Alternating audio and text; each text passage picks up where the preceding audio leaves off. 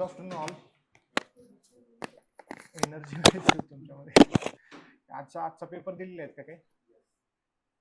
आजचा पेपर थोडा मला म्हणले अवघड आला. मला वाटलं तुम्ही दिलाय का काय अवघड. मी सुरुवातीला आपण एक मॉक पोल पासून चालू करू. म्हणजे तुम्ही या अगोदर कोणती एक्झाम दिली आहे का एमपीएससी? म्हणजे मला सांगण्यात आलं की सर्व कॉलेजचे फ्रेशर्स आहेत म्हणून आज. मी अशी काही तयारी करून आलो नव्हतो कोल्हापूरवरून. पण तुम्ही याआधी कोणती एक्झाम दिली का कोणी? तुम्हीच दिली ना फक्त आजची राज्यसेवा? बाकी सगळे फ्रेशर्स म्हणजे अजून म्हणजे स्टार्ट सिलेबस वगैरे काय स्टार्ट केलं का? म्हणजे त्या अँगलने मला बोलता येईल तुम्हाला. कारण मी तुम्हाला म्हणजे असं प्रूव्ह किंवा तुम्ही एक दोन अटेम्प्ट दिले असं जर मी सांगायला गेलो तर मग ते तुमच्या डोक्यावरून जाईल. त्यामुळे मी एक बेसिक पासून सांगू शकतो तुम्हाला. सर्व फ्रेशर्स आहेत ना, मी त्या अँगलने सांगतो. सुरुवात म्हणजे आता मी सुरुवात कशी केली ते सांगतो. मी जुलै 2021ला मी ग्रॅज्युएट झालो होतो फर्ग्युसन कॉलेजमधून. मी ऑगस्टमध्ये पेठेमध्ये अभ्यास चालू केला. सुरुवातीला मी म्हणजे फुल्ली कंबाईन ओरिएंटेड अभ्यास करायचो. त्यानंतर मी एस टी पण झालो. राज्यसेवेला मी 2022 पासून म्हणजे प्रॉपरली अभ्यास करायला सुरुवात केली एस टी झाल्यानंतर. म्हणजे मी जॉब करतच केला बऱ्यापैकी, तर तुम्ही फुल टाइम करत असाल. पण म्हणजे ह्या अनुभवातून हेच जाणवलं की जे तुम्ही पहिले 1.5 ते 2 वर्ष अभ्यास करता ते खूप मॅटर करतं. तर बऱ्याच मी एका अकॅडमीमध्ये लावलं होतं सुरुवातीला. नवीन आल्यावर म्हणजे समजत नाही आपल्याला काय करायचं काय नाही. मग मी तिथं डायरेक्शनसाठी गेलो होतो. तिथं बरेचसे मुलं नवीन आल्यावर भरकटले, टाइमपास केले. म्हणजे अजूनही काही जण करतायत. आता बरेचसे जण शिफ्ट पण झाले की दुसऱ्या करिअरमध्ये. म्हणजे आता जवळपास 5 वर्ष झाले त्या टाइम पिरियडला. त्यामुळं हेच सांगणं की तुम्ही म्हणजे डायरेक्शनली स्टडी करू नका. म्हणजे जे तुम्ही पहिल्या 1.5 वर्षात जे करताय ना तेच मॅटर करणार आहे पुढे जाऊन. मी आधी पण इथं 2 वेळा आलतो, त्यावेळेस पण म्हणजे आपण नंतर तुमचे काही क्वेश्चन्स असतील ते घेऊच. त्यामध्ये हेच जाणवतं की बऱ्याच जणांना 1-1.5 वर्षानंतर समजतं की आपण जे वाचतोय पुस्तक ते चुकीचं आहे किंवा मग त्यामधून क्वेश्चन येत नाहीत. मग पुन्हा तुम्ही कोणाच तर मेंटर किंवा लायब्ररीमध्ये किंवा मग कोणत्या तरी मित्राचं ऐकून पुन्हा बुक्स चेंज करता. मग ते तुमचे ते आपली एक मेमरी असते back of the mind store करणारी पिक्टोरियल मेमरी, त्याचा लॉस होतो आणि बऱ्यापैकी तुमचं नुकसानच होतं त्यात. त्यामुळे हे एक डोंट्समध्ये म्हणजे डूज अँड डोंट्समध्ये आपण काही पाहू की काही तुम्ही चुका करता. तर बेसिक्समध्ये की काही वाचायचं तर तुम्ही बऱ्यापैकी जर सुरुवात केली असेल ना तुम्ही अभ्यासाला, आता बुक लिस्ट पासून आपण बेसिक सुरुवात करतो. म्हणजे कोणती प्रिलिम्स असेल किंवा मेन्स असेल. तुम्ही मेन्सच्या वेळेस तुम्हाला सांगितलं जातं सुरुवातीला की तुम्ही एनसीईआरटीच वाचा. सो प्रिलिम्सच्या वेळेस एनसीईआरटीच म्हणजे ठराविकच म्हणजे जॉग्राफी हिस्ट्रीच्याच वाचणं गरजेचं आहे. बाकीच्या काय वाचायची गरज नाही. स्टेट बोर्डवरच बऱ्यापैकी होतं आपलं. किंवा डायरेक्ट जरी तुम्ही रेफरन्स बुक वाचायला घेतली तरी सुद्धा होऊ शकतं. तर मग पहिले तर तुम्ही बुक लिस्ट कन्फर्म करा. आणि एकच म्हणजे तुम्ही 7-8 आता टेलिग्रामवर तुम्हाला बऱ्यापैकी जे सिलेक्टेड कॅन्डिडेट आहेत त्यांच्या बुक लिस्ट भेटत असतील. त्यातून जे कॉमन आहेत म्हणजे हिस्ट्रीला जर तुम्ही आता मराठीमधून करत असाल तर समाधान महाजन हे बुक आहे. तर ते तुम्हाला जवळपास 10 पैकी 9 लोकांमध्ये तुम्हाला कॉमन दिसेल. म्हणजे 10 लास्ट 2 वर्षामध्ये सिलेक्टेड आहेत त्यांच्या बुक लिस्टमध्ये. तर मग ते समाधान महाजन घेतलं ना तर तेच कंटिन्यू करा. पुन्हा ते चेंज करून गाठाळ किंवा मग दुसरं कोणतं तर रेफरन्स किंवा ह्या अमुक तमुक झेरॉक्स सेंटरवरच्या नोट्स वगैरे असं शिफ्ट होऊ नका. म्हणजे बऱ्याचशा मुलांचं काय म्हणजे इव्हन कंबाईनमध्ये पण किंवा राज्यसेवा प्रिलिम्समध्ये पण की असं होतं की एखाद्या वर्षी असं म्हणजे ते मार्केटिंग करतात की आमच्या नोट्समधून भरपूर क्वेश्चन आले. ते स्क्रीनशॉट सेट वगैरे टाकतात. मग तुम्हाला वाटतं की जे बेस बुक आहे समाधान महाजन असेल किंवा इव्हन जॉग्राफीला कोणता सौदी किंवा दीपस्तंभाचा असेल तर ते तुम्ही सोडून त्या नोट्सकडे जाता. म्हणजे ह्या अमुक तमुक XYZ सरांचे नोट्स आहेत, त्यातून 10 पैकी 5-6 क्वेश्चन आले असं ते मार्केटिंग करतात आणि तुम्ही वाहत जाता. तर मग ही गोष्ट टाळा की तुम्ही एक बुक लिस्ट फायनल केली ना तर ते बुक आहे तर ते म्हणजे जसं ख्रिश्चनमध्ये बायबल समजतात आपल्या इकडं गीता, तसं ते समजून वाचा. त्यावर मास्टरी आणण्याचा प्रयत्न करा. कारण ओव्हरऑल आता हे जे नोट्स येतात मार्केटमध्ये तर ते त्या बेस बुकमधूनच कव्हर केलेले असतात. त्यामुळं ही एक बेसिक चूक करतात मुलं, ती एक. दुसरी म्हणजे PYQ कडे दुर्लक्ष. तर बेसिक तुम्हाला कोणाला विचारलं तर तुम्हाला पहिले 2 मुद्दे सांगितले जातात की हे करायचं सिलेबस आणि PYQ. आता सिलेबस तर प्रिलिम्सचा तुम्ही पाहिला असेल बऱ्यापैकी. तो 7 ते 8 ओळीमध्ये डिफाईन केलेला आहे त्यांनी. असं आधुनिक भारताचा विशेषतः महाराष्ट्राचा इतिहास अशा टाईपमध्ये केलेला आहे. त्यामुळे मग सिलेबसमधून तुम्हाला तेवढंसं डिकोड करता येणार नाही. मग आता तुम्हाला जर डिकोड करायचं की क्वेश्चन पेपर कसा सेट होतोय, तर तुम्हाला क्वेश्चन पेपरचं मग ॲनालिसिस करायचं. आता बरेच जण क्वेश्चन पेपरचं ॲनालिसिस कसं करायचं हा क्वेश्चन असतो खूप मोठा, त्यावर पण आपण बोलूच. पण सुरुवातीला तर म्हणजे PYQचे एक तुम्ही प्रिंट मारू शकता मागचे 8 वर्षाचे 17 पासूनचे जर तुम्ही आता बघितले पेपर, आणि मोस्टली 2020 नंतरचे कोविड नंतर बऱ्यापैकी पॅटर्न चेंज झालाय, तर ते तुम्ही चांगले केले पाहिजे. म्हणजे माझी स्ट्रॅटजी कशी असायची म्हणजे वाचण्याची, मी आता हेच सांगतो टाइम टेबल तुम्हाला, की मी दिवसाला एकच सब्जेक्ट करायचो. आता बऱ्यापैकी तुम्ही काही जण हे होत असेल, बोर होत असेल किंवा मग ते रटाळवाणं वाटत असेल तर दिवसाला 2 घेऊ शकता, पण 2 पेक्षा जास्त सब्जेक्ट घेऊ नका. तर त्याने काय होतं, 2 पेक्षा जास्त गेले की तुमचा सिलेबस संपत नाही. तुम्ही महिना ते 1.5 महिना वाचता तरी पण हिस्ट्री, जिओग्राफी किंवा पॉलिटी पॅरलली चालत राहत. पुन्हा जर त्या सब्जेक्टची रिव्हिजनची बारी यायची असेल तर ते जवळपास 2.5 ते 3 महिन्याचा पिरियड जातो. आणि शेवटी आपण माणूस आहे, म्हणजे विसरतं तर, म्हणजे किती जरी हुशार असलं तरी एवढा डाटा आहे ते विसरणं साहजिक आहे.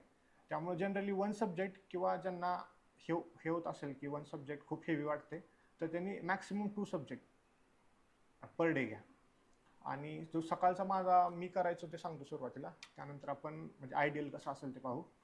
मी सकाळचा जो पिरियड आहे 7 ते 12-1 जे तुम्ही दुपारी मेसला जाता, तर तो पिरियड मी पूर्णतः जो माझा सब्जेक्ट आहे त्या वीकचा, तर ते मी फक्त वाचन करायचो, म्हणजे इफेक्टिव्ह रीडिंग.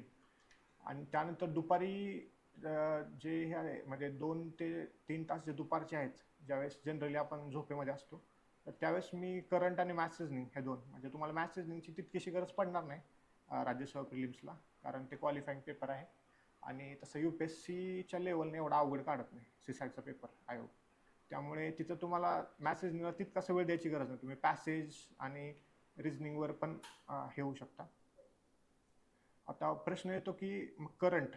आता करंटचं पण बऱ्याच मुलांचं हे की मागच्या 2-3 वर्षामध्ये खूपच अवघड काढते, म्हणजे कंबाईन असेल किंवा हे असेल तर, म्हणजे अगोदर आम्ही द्यायचो 21, 22, 23च्या एक्झामला काय 1 लाईनर यायचे. म्हणजे इवन माझ्या काही मित्रांनी 15 पैकी 14 मार्क पण राज्यसेवेला घेतलेत करंटला. इवन मला पण 12-13 आले. पण ते असंच आहे की मग पेपर सेट करताना आयोग काय करतं की जे तुम्हाला आता 7 ते 8 सब्जेक्ट आहेत प्रिलिम्सला 7, तर त्यातले 3 असतात ते, म्हणजे त्यातलं 1 खूप इझी येतो, 2 असतात ते मॉडरेट येतात, 2 थोडेसे मॉडरेट टफ, आणि 1 खूपच टफ येतो. मग त्यात करंट आता जनरली आयोगाने त्यांच्यामध्ये जी चाळणी प्रक्रिया आहे त्यामध्ये ते ॲनालिसिस करत असतात दरवर्षी पेपर, त्यामध्ये त्यांनी करंट आता शिफ्ट केलं आहे, म्हणजे मॉडरेट टू टफ किंवा जास्त टफमध्ये. त्यामुळे मग असं तुम्हाला बॅलन्स ठेवायचं, म्हणजे कोणताच सब्जेक्टला म्हणजे हे इग्नोर करायचं नाही. करंट मी म्हणजे माझं असं असतं की रोज करायचं.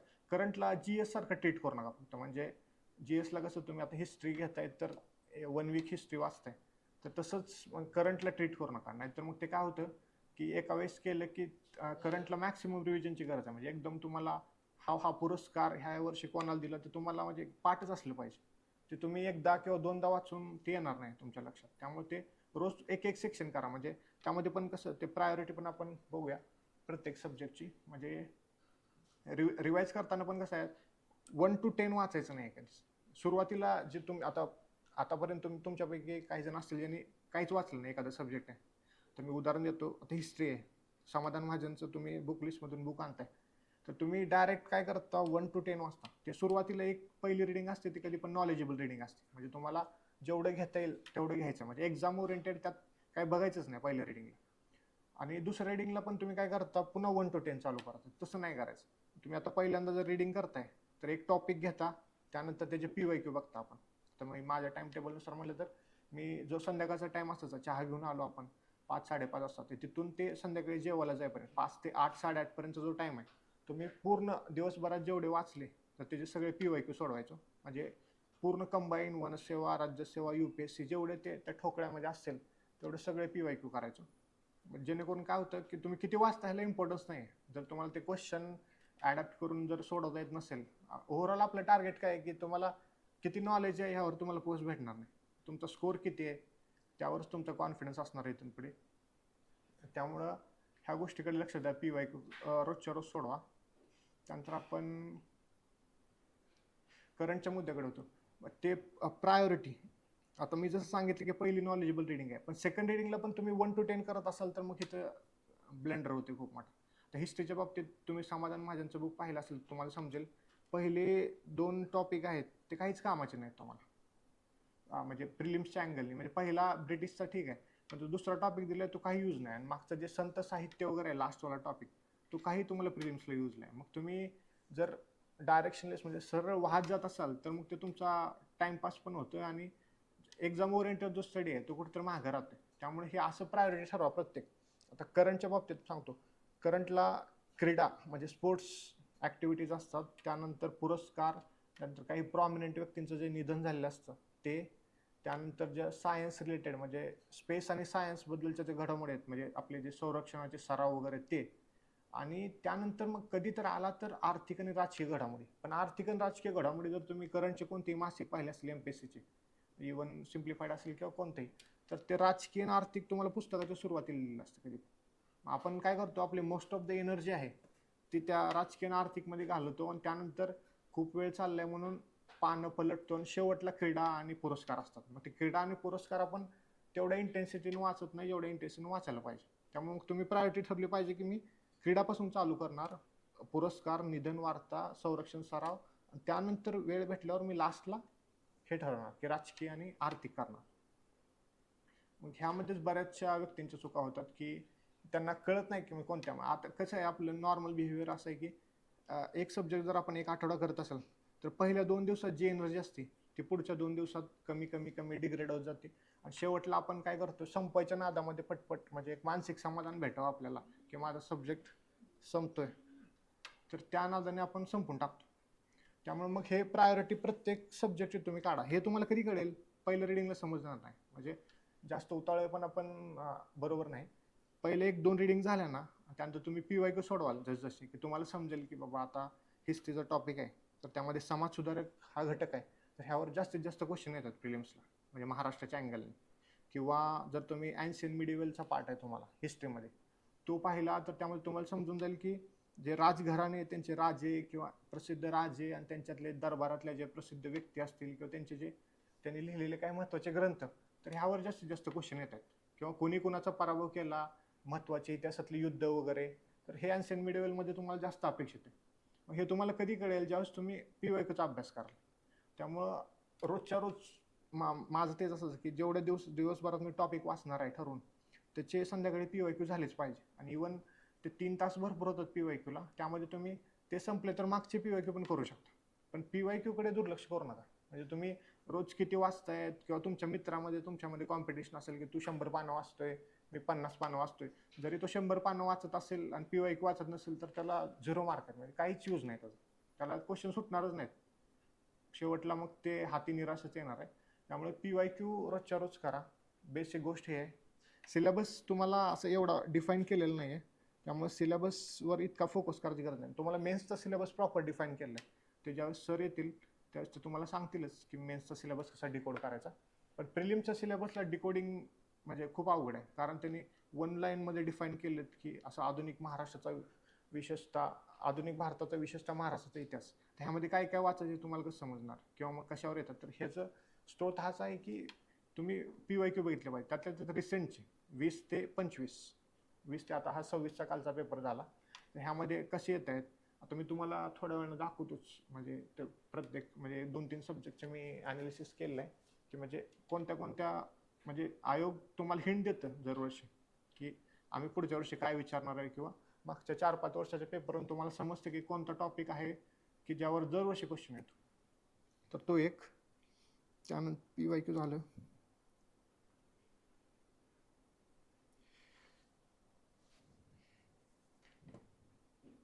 आणि म्हणजे माझ्या रिव्हिजनच्या स्ट्रॅटेजीमध्ये म्हणजे जे काही जण म्हणतात की म्हणजे तुम्ही असं वेगळं काय केलं, म्हणजे प्रिलिम्सला 140 कंटिन्यू मार्क यायचे मला, GSला वेगळं काय, तर वेगळं काय आहे की आपण आता मी तुम्हाला पहिला पण सांगितलं की आपण किती जरी हुशार असलो तरी एक सब्जेक्ट वाचला आणि जर महिना, 1.5 महिना, 2 महिन्यानंतर तो सब्जेक्ट पुन्हा घेतला तर ते विसरणं स्वाभाविक आहे, भले तुमची ॲडॅप्टेबिलिटी किंवा इंटेलिजन्स कोशंट किती जरी असला तरी. त्यामुळं काय करायचं तुम्हाला की जो तो टाइम स्पॅन आहे तो कमी करायचा आहे, आणि त्या टाइम स्पॅनमध्ये रिव्हिजनची फ्रिक्वेन्सी वाढवायची. तर हे कसं करता येईल, मी ह्यावेळेस मी त्यावेळेस असं करायचो की आता समजा मी पहिल्यांदा सांगितलं की आता मी हिस्ट्री पहिल्या वीकमध्ये संपवला आणि नेक्स्ट वीकमध्ये मी जॉग्राफी घेतोय. आता जॉग्राफी करत असताना मी काय करणार, जसं मी जे सांगितले की तुम्ही संध्याकाळी जे 2-3 तास रोज PYQ देता, आयडियली तुम्ही कोणतेही टॉपर असेल किंवा कोणतेही सिलेक्टेड कॅन्डिडेटचं ऐकलं तर प्रत्येकाचं हेच म्हणणं आहे की तुमच्या दिवसभरातल्या टाईममधला 30 ते 40% तुम्ही जेवढा अभ्यास करताय, 8 तास करा, 9 तास करा, 12 तास करा, किती पण करा, त्यातला 40% 30 ते 40% वेळ तुम्हाला रोज PYQ द्यायचा. आणि तुम्ही आता दिवसातून किती मॅक्सिमम हिस्ट्री करत असाल किंवा जॉग्राफी करत असाल तर 5 ते 6 टॉपिक वाचू शकता एका दिवसात. 5 ते 6चे टॉपिकचे PYQ तुम्ही हार्डली एका तासामध्ये संपू शकता सुरुवात असेल तर. नंतर नंतर जसे सुप्रेमसी येईल, तुम्हाला जेवढ्या रिव्हिजन वाढतील, तुम्ही 15-20 मिनिटामध्ये टॉपिक संपवल. मग ते असं आहे की मी काय करत होतो, हिस्ट्री फर्स्ट वीकमध्ये झाला, सेकंड वीकमध्ये जॉग्राफी ज्यावेळेस मी करत असेल ना, तर त्यावेळेस मी हिस्ट्रीचे सगळे PYQ वाचायचो, म्हणजे रोज थोडे थोडे, जेणेकरून आता पॅरलली 2 सब्जेक्ट चालायचे. मी जॉग्राफी करतोय, जॉग्राफीचे PYQ पण करतोय, प्लस मी जो राहिलेला वेळ आहे अर्धा पाऊण तास, त्यामध्ये पहिल्यापासून हिस्ट्रीचे PYQ करतोय, जेणेकरून जॉग्राफी तर माझा कम्प्लीट होतोयच, प्लस जे हिस्ट्री आहे तो बॅक ऑफ द माइंड राहतोय माझा, की मी मागच्या आठवड्यामध्ये वाचलाय, तो मला म्हणजे स्टोअर करायचा तसंच. जेणेकरून ह्या गोष्टीने काय होतं की तो हिस्ट्री पण थोडं थोडं राहतं. आता पुन्हा जॉग्राफी संपला की मी पॉलिटी घेतोय. पॉलिटी घेताना जो टाइम उरतो 1 तास एक्स्ट्रा PYQ मधला, त्यामध्ये मी जॉग्राफीचे PYQ घेतो, जेणेकरून पॉलिटी चालत असताना पुन्हा माझा जॉग्राफी चालत राहतो. ह्यानं काय होतं की इफेक्टिव्ह रिव्हिजन होतात, म्हणजे विसरत नाही तुम्ही. आता हे संपली सायकल आहे, हिस्ट्री, जॉग्राफी, पॉलिटी, इकॉनॉमी, पुन्हा तुम्ही एन्व्हायरमेंट वगैरे घेऊन पुन्हा अजून हिस्ट्री चालू करताय. मग ह्यानं फायदा काय होतो की पुढच्या रिव्हिजनचा तुमचा टाइम वाचतो खूप. म्हणजे पुढच्या रिव्हिजनला जे तुम्हाला 8 दिवस लागणार आहेत, कारण तुम्ही पुन्हा पहिल्यापासून चालू करणार, मग तुम्हाला वाटणार सगळंच विसरलंय, ते कॉन्फिडन्स डाऊन होणार. पण ही गोष्ट केल्यामुळे काय होणार की तुमचं कॉन्फिडन्स लेवल राहणार आणि तुम्हाला वाटतं की मला आठवते गोष्टी, काही बऱ्याचशा गोष्टी ज्या वाचलेल्या आहेत की बाबा ही संस्था आहे किंवा यांचे संस्थापक, वर्ष, किंवा त्यातले काही सभासद असतील, किंवा कोणता उठाव कधी झाला, त्यातले नेते वगैरे, हे जर तुम्हाला आठवत असेल तर त्याचा जो कॉन्फिडन्स आहे, तर त्यामध्ये तुमचे टाइम स्पॅन कमी होतो. म्हणजे जे 7 दिवसामध्ये रिव्हिजन होणार दुसरी, ती 5 दिवसामध्ये होते. सेम तशी सायकल चालू ठेवली तर पुढची रिव्हिजन 4 दिवसामध्ये, असं कमी कमी होत ज्यावेळेस तुम्ही एक्झाम जवळ येणार त्यावेळेस हार्डली तुम्हाला समजून जाईल की जे अंडरलाईन पार्ट आहे किंवा स्टार केलेला पार्ट आहे, तर तुम्ही एका दिवसामध्ये, म्हणजे मी एका दिवसामध्ये पण संपवलेत माझ्या बऱ्याचशा मित्रांनी. म्हणजे आम्ही जो शेवटचा आठवडा आहे एक्झामचा, त्यामध्ये 6 दिवसामध्ये 6 सब्जेक्ट संपवले. शेवटच्या दिवशी फक्त करंट अफेअर्स ठेवले. म्हणजे एवढ्या लेवलपर्यंत पण तुमची सुप्रिमसी येते जर तुम्ही अशा पद्धतीनं रिव्हिजन, म्हणजे तुमची जर वेगळी स्ट्रॅटेजी असेल तर तुम्ही ते पण करू शकता, नो डाऊट. प्रत्येकाचं वेगळा ओपिनियन असतं. पण मला असं वाटतं की म्हणजे तुमचं बॅकग्राऊंड किती जरी स्ट्रॉंग असलं, किंवा तुम्हाला अगोदर किती पर्सेंटेज आहेत वगैरे, किंवा तुम्ही किती हुशार आहात, ह्याला तितकीच इम्पॉर्टन्स नाही जर तुमची कन्सिस्टन्सी नसेल. म्हणजे सगळ्यात महत्त्वाचं हेच आहे की कन्सिस्टन्सी. आता बऱ्याचशा, आता तुम्हाला अनुभव येईलच, आता तुम्ही फुल टाईम अभ्यास जर करत असाल तर कसं आहे की सुरुवातीला तुम्हाला खूप इंटरेस्टिंग वाटायला लागतात. तुम्ही हिस्ट्री वाचताय किंवा जॉग्राफी वाचताय पहिल्या रिव्हिजनला, तर खूप इंटरेस्टिंग वाचायला लागतं, की म्हणजे काहीतरी नवीन शिकतोय वगैरे. पण तीच जर तुम्ही सेकंड रिव्हिजन, थर्ड रिव्हिजन घेत असाल ना, तर ते एकदम असं बोरिंग किंवा टेडियस वाटतं, की काय वाचतोय आपण, किंवा पुन्हा पुन्हा त्याच गोष्टी. मग कन्सिस्टन्सी ह्यातच आहे की तुम्ही ती कंटाळवाण्या गोष्टी किती इफेक्टिव्हली करता, म्हणजे बाकीच्या मुलांपेक्षा. आता बरेचसे मुलं, आता तुम्ही तुमचे काही मित्र किंवा बाहेर, आता तुम्ही इथं राहायला आला तर तुम्हाला समजून जाईल की जे 4-4, 5-5 वर्ष करतायत तर ते अभ्यास करत नाहीत. म्हणजे फक्त लायब्ररीमध्ये येतात किंवा जे रुटीन आहे जे आपण पाळतोय ते पाळतात. असे भरपूर कॅन्डिडेट तुम्हाला भेटतील. ह्यावरचा उपाय हेच आहे की तुम्ही पहिल्या 1.5-2 वर्षामध्ये जेवढा अभ्यास करताय तो तुम्हाला खूप पुढं कामी येणार आहे. त्यामुळे पहिले 1.5 ते 2 वर्ष अजिबात वेस्ट करू नका. म्हणजे एकदम प्रॉपर स्ट्रॅटेजी करा, जसं सांगितली मी तशी, आणि अजिबात टाइम वेस्ट करू नका. कारण तुम्ही आत्ता जर टाइमपास किंवा करायचं म्हणून करत असाल ना, पुन्हा तुम्ही किती जरी स्पीड घ्यायचा प्रयत्न केला तर तो स्पीड येणार नाही. त्यामुळे पहिल्या ज्या रिव्हिजन आहेत 2-3, त्या प्रॉपर झाल्या पाहिजेत प्रत्येकाच्या. आणि विथ PYQ, म्हणजे फक्त वाचायचं. म्हणजे आता बरेचसे मुलं आहेत की मानसिक समाधानासाठी वाचतात, की मी एवढं करतोय अभ्यास, किंवा मग रात्री चांगलं वाटावं की मी आज भरपूर अभ्यास केला. पण जर तुम्हाला क्वेश्चन सुटत नसतील किंवा मार्क्स येत नसतील टेस्ट सिरीजला वगैरे, तर मग युजच नाही ना तुमच्या त्या अभ्यासाचा, मग ते काय यूज आहे, असा विषय. त्यामुळे मग तुम्ही मेन्सला पण सेम स्ट्रॅटेजी आहे. जरी तुमचे डिस्क्रिप्टिव्ह झाले असले तर आमच्या वेळेस पूर्ण ऑब्जेक्टिव्ह होती 800 मार्काची एक्झाम, त्यामुळे प्रिलिम्सचा बऱ्यापैकी अप्रोच असायचा. पण आता तुम्हाला हे काय झाले, आता बऱ्याच, मला काल पण भरपूर मुलांचे मेसेज आले आपला 31 मेचा पेपर झाल्यावर की त्यांच्या मेन्सची ऑप्शनलची तयारी झाली, रायटिंग प्रॅक्टिस आहे आणि इवन GS वगैरे सगळं कवर झाले, पण स्कोरच आलं. ते म्हणतात 80-85च्या वर 25ची झाली किंवा 26ची प्रिलिम झाली, पण ते 3 डिजिट फिगरच आहे नाही. ते असं मुलांना मग तुम्हाला काय होतं की तुम्ही पॅरलली रायटिंगची प्रॅक्टिस पण वर्षभरात करता आणि जो MCQचा अप्रोच आहे तो पूर्ण वेगळा आहे. आमच्या वेळेस तसं थोडंसं हे होतं की प्रिलिम्सचाच अप्रोच तुम्हाला मेन्सला असणार आहे, कारण मेन्स पण ऑब्जेक्टिव्ह होती. पण आता डिस्क्रिप्टिव्हला कसं असणार आहे, तुम्ही वर्षभरातले जवळपास 8 महिने तुम्ही मेन्सचा अभ्यास करणार आहात आणि 4 महिने आहेत ते प्रिलिम्स. मग ते प्रिलिम्समध्ये तुम्हाला ते अडॅप्टिबिलिटी जमली पाहिजे की मला MCQ सोडवायचे. त्यासाठी मी त्यांना हे सजेस्ट केलं की तुम्ही जास्तीत जास्त PYQ पण सोडवा आणि जे तुम्ही प्रिलिम्सच्या आधी ज्यावेळेस प्रिलिम्सचा अभ्यास करताय तर टेस्ट सिरीज किंवा तुम्हाला जिथून कुठून चांगले क्वेश्चन्स भेटतील, इव्हन टेलिग्राम पण चांगला सोर्स आहे, काही चॅनल्स आहेत ते म्हणजे खरंच खूप चांगले आहे. म्हणजे आम्हाला पण त्यावेळेस खूप फायदा झाला त्याचा. काही पॉलिटीचे असतील, इकॉनॉमीचे वगैरे ते खूप चांगले म्हणजे आयोगाच्या असं एकदम प्रश्नपत्रिकेचे ओरिएंटेड क्वेश्चन्स काढतात. तर ते तुम्ही ते फावल्या वेळेमध्ये हे करू शकता, सोडवू शकता, जेणेकरून तुमचं काय लॉजिक डेव्हलप झाले. तुम्हाला लॉजिक डेव्हलप करायचं होतं. म्हणजे आता ह्यामध्ये 26च्या पेपरमध्ये जर तुम्ही पाहिलं असेल तर तुम्हाला कळेल बरेचसे question out of the box आहेत. म्हणजे एकदम ते सिलेबसला धरून तर आहेत, पण तुम्ही कोणत्या सोर्समध्ये सापडणार नाही तुम्हाला. त्यामुळे असे क्वेश्चन येणार. मग तुम्हाला हेच करायचं आहे की ह्याचं उत्तर काय असू शकतं. म्हणजे जर हा क्वेश्चन आला नाही, पहिली प्रायोरिटी तर हे पाहिजे की सिली मिस्टेक एकही झालं नाही पाहिजे क्वेश्चन पेपरमध्ये. जर का एखादा क्वेश्चन आता जॉग्राफी असेल, हिस्ट्रीचं समाधान महाजनमधून येत असेल आणि जर तो तुमचा चुकत असेल तर मग त्यापेक्षा मोठी चूक किंवा अपराध नाही. म्हणजे तुम्ही जवळपास म्हणजे मेरिट लिस्टच्या बाहेर जायला लागतं. त्यामुळे ह्या गोष्टींवर पण काम करायचं आहे की जर सरळ सरळ क्वेश्चन जो सगळ्यांचा बरोबर येतात तुमच्या ह्या सेक्शन टाईपपैकी, समजा तुमचा आहे, ह्या बाकीच्या सगळ्यांचा एखादा क्वेश्चन येत असेल, जो तुमचा चुकत असेल तर मग ती तुमची चूक आहे पूर्णतः. म्हणजे तुमचा अभ्यास कमी आहे, रिव्हिजन कमी आहे किंवा मग ते तुमचा फॉल्ट आहे, आयोगाचं काही नाही. जर एखादा मेरिटचा क्वेश्चन नाही आहे, पूर्णतः बाहेरचा आला आहे, तर असा क्वेश्चन चुकला तर मग त्यामध्ये मेरिट नाही आहे किंवा मग तो सगळ्यांचाच चुकतो. त्यामुळे मग 100पैकी असे काही 10-15 क्वेश्चन असतात की जे पूर्णतः बाहेरचे येतात. त्यामुळे मग मेरिट पुन्हा 90 पैकीच डिसाईड होतं. कारण ते लक लागणे किंवा ते अशा लोकांचं लागतं कधी कधी, पण ते कधी मेरिटमध्ये येत नाहीत आणि ज्यांचं लागत नाही ते मेरिटमध्ये असतात. त्यामुळं त्या गोष्टीकडे तितकंच लक्ष द्यायची गरज नाही. पण बेसिक हेच आहे की सिली मिस्टेक पुस्तकातलं आलं तर तुमचं चुकलं नाही पाहिजे, ही एक आहे. आणि हे की आता तुम्ही सुरुवातीला अभ्यास करताय त्यामुळे तुमच्यामध्ये असं भरपूर उत्साह असेल, एनर्जी असेल, पण हळूहळू टाइम जाईल तसं म्हणजे आता जवळपास आपली एक्झामची सायकल 1.5 ते 2 वर्ष चालतेच राज्यसेवेची.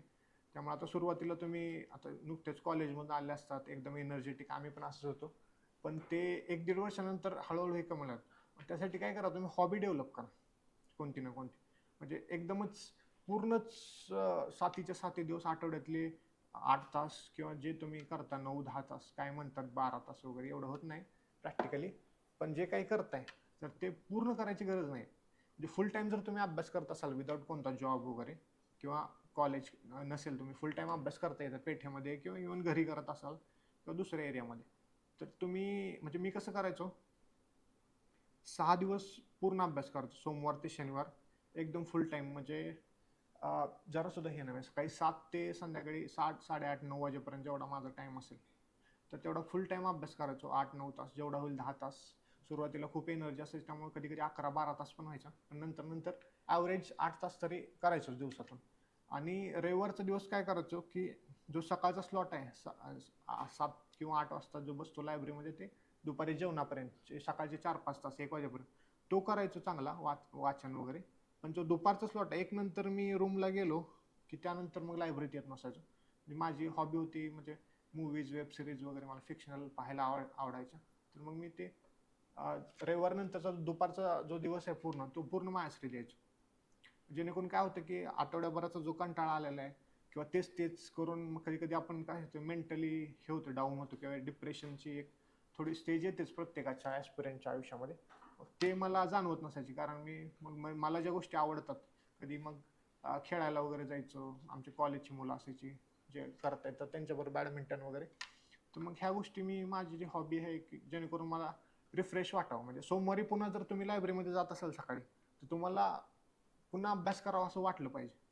नाहीतर सोमवारी पूर्ण 7 दिवस करताय तर तुमचा ब्रेकडाऊन इमोशनली मेंटली होणारच आहे. त्यामुळे ह्या गोष्टीकडे हळूहळू हॉबी डेव्हलप करा. तुम्हाला ज्या गोष्टी आवडतात त्यातून टाइमपास होतो अशाची गोष्ट नाही. कारण तुम्ही रविवारचा अर्धा दिवस अभ्यास करताय हे लक्षात, पूर्ण दिवस वाया नाही घालवत असं म्हणतोय. जर तुम्ही पूर्ण दिवस रविवारचा कुठेतरी फिरण्यात किंवा ट्रेकिंग किंवा पूर्णच दिवस जर वाया घालवत असाल तर मग तो तुमचा गॅप पडतो. मग पुन्हा तुम्हाला सोमवारी ऍडजस्ट व्हायला थोडासा वेळ लागतो. त्यामुळं अर्धा दिवस अभ्यास करायचाच आहे, पण मग त्या नादामध्ये तुम्ही हे सॅक्रिफाईस करू नका. तुमचे हॉबीज असतील किंवा तुम्हाला फिरायला आवडतं तर ते बिंदास जावा, पण त्यासाठी कंडिशन हेच आहे की तुम्ही पहिले 6 दिवस कसा अभ्यास करता. 6 दिवसामध्ये पण जर तुम्ही टाइमपास करत असाल किंवा 6 दिवसामध्ये 2-3 दिवस सुट्टी घेत असाल आणि पुन्हा म्हणत असाल की रविवारी मला हॉबी माझी ही करायची, तर मग ते कुठं तर चुकीचं आहे. त्यामुळे ह्या गोष्टी करा. बाकी मी असं तुमच्या अँगलने प्रिपेअर करून आलोच नव्हतो, पण मला आत्ता सरांनी सांगितलं की बऱ्यापैकी फ्रेशर्स आहेत, आज कंबाईनचा पेपर होता म्हणून. तेच आता म्हणजे लॉजिक MCQचं जसं सांगितलं मी की तुम्हाला जिथून MCQ भेटताल, PYQ तर तुमचा पहिली प्रायोरिटी पाहिजे.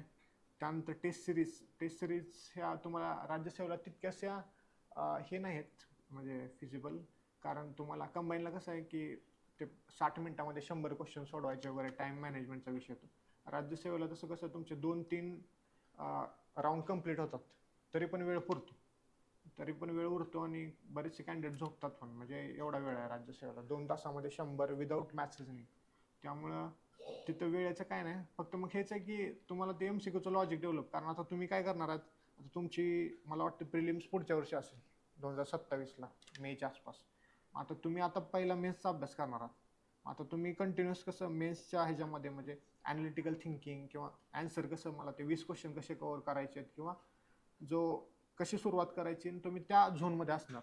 तुम्ही अचानक राज्यसेवेची जाहिरात येणार डिसेंबरच्या आसपास, तुम्ही शिफ्ट होणार प्रिलिम्सकडे, आणि मग प्रिलिम्सकडे किंवा आता जरी एक म्हणजे आता क्लास केला असेल तरी आता असला तरी पुन्हा ते मेन्स करून पुन्हा तुम्ही शिफ्ट होणार. त्यामुळे ते तुमचं पूर्ण अप्रोच चेंज होतो. तुम्ही एकदम ॲनालिटिकल पासून एकदम पाठ करणे किंवा लक्षात कसं ठेवता येईल बऱ्याचशा गोष्टी, तर त्यामुळं ते आहे. तर त्यासाठी तुम्ही त्यावेळेस टेस्ट सिरीज वगैरे चांगल्या क्लासेसच्या, म्हणजे इवन मी लावा असं कधी सजेस्ट करत नाही. तुम्ही झेरॉक्स सेंटर भरपूर आहेत, तुम्हाला माहिती होईल. झेरॉक्स सेंटरवर भेटतात, त्या आणायच्या, टाईम लावून सोडवायच्या, काही चुका होत्यात किंवा बरेचसे टेस्ट सिरीजवाले पण क्वेश्चन आयोगाच्या लेवलने पण काढतात आणि म्हणजे पुस्तकातले असतात तुमचे. मग जर पुस्तकातले येत असतील आणि तुमचा त्या टेस्ट सिरीजमध्ये चुकत असेल तर मग तुम्हाला लगेच ते अलार्मिंग सिच्युएशन जागी होती की बाबा माझं इथं चुकते, मग आयोगामधच्या पेपरला पण माझं चुकू शकतं. तर त्यामुळं ती गोष्ट एक डेव्हलप करा. त्यासाठी टेस्ट सिरीज शेवटला करा, आताच नाही.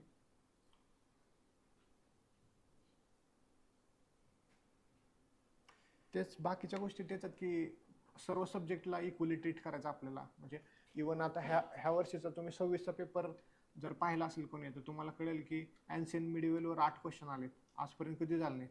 म्हणजे मला आठवते मी तर स्किप करायचो एक वेळेस, म्हणजे 22-23ला मी अँशियंट मिडिवल पूर्ण स्किप केलं होतं. 2-3 क्वेश्चन याचे मॅक्सिमम 4 मला आठवते. 22लाच काय तर 4 आले, त्यानंतर 2-3 आणि एखादा क्वेश्चन जो मिडिवेल आणि मॉडर्न इंडिया आहे तर त्यांच्या लिंकेजवर असायचं, त्यामुळे तो बऱ्यापैकी तुमच्या मॉडर्नमध्ये कव्हर व्हायचा. त्यामुळं त्यावेळेस आम्ही हे करायचो, पण आत्ता तुम्हाला असं नाही करता येणार कारण ह्या वर्षी 8 क्वेश्चन आलेत.